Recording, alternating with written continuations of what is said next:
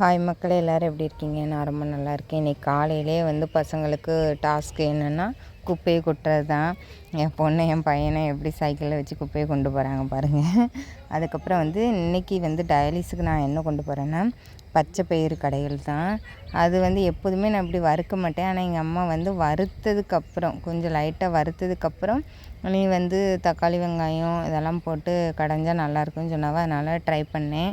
வெங்காயம் பூண்டு இந்த ரெண்டுமே கொஞ்சம் அதிகமாகவே சேர்த்துக்கிட்டேன். அப்புறம் தக்காளி பச்சை மிளகாய் சீரகம் மஞ்சத்தூள் அவ்வளோதான். புளி சேர்க்கலை புளி.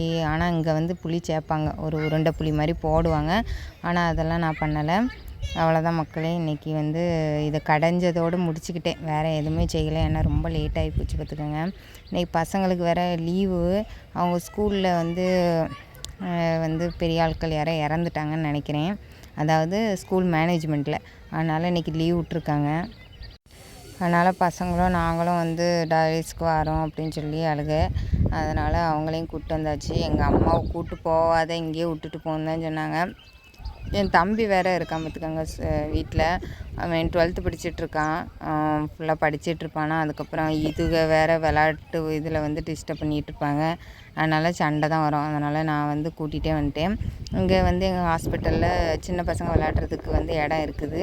அங்கே கூட்டிகிட்டு போய் விட்ருவாங்க. இதில் என்ன பெரிய இதான்னா, என் ஹஸ்பண்டுக்கு கொஞ்சம் தூங்க முடியாது பார்த்துக்கோங்க. இப்போ நான் டயாலிஸ்க்குள்ளே போயிட்டேன்னா அவங்க வெயிட்டிங் ஹாலில் போய் படுத்து தூங்கிட்டு ஒரு 2 மணி நேரம் தூங்கிட்டு வருவாங்க. இப்போ பசங்க இருக்கிறதுனால இன்றைக்கி தூங்க முடியாது. இதுக சண்டையை தான் அவங்களால பார்க்க முடியும். இருந்தாலும் கூட்டிகிட்டு தானே போகணுன்ட்டு கிளம்பிட்டோம் எல்லாருமே சேர்ந்து. பசங்களை அடிக்கடி ஹாஸ்பிட்டல் கூப்பிட்டு போவீங்கன்னான்னு கேட்டிங்கன்னா அப்படியெல்லாம் கிடையாது. மோஸ்ட்லி எங்கள் அம்மா தான் பார்ப்பாங்க. இது டயாலிஸ் அன்னைக்கு உங்களுக்கு லீவ் வந்துச்சுன்னா கூட்டிகிட்டு போவேன். அதுவும் என் பையனை மட்டும் கூட்டிகிட்டு போவேன். இப்படி தான் மக்களே, டயாலிஸ் பேஷண்ட்டு ஒரு ஃபேமிலியாக இருந்தோன்னு வச்சுக்கோங்களேன். பசங்களையும் அப்படியே இழுத்துட்டு போகிற மாதிரி தான் இருக்குது. சரி, போயிட்டு வரேன்.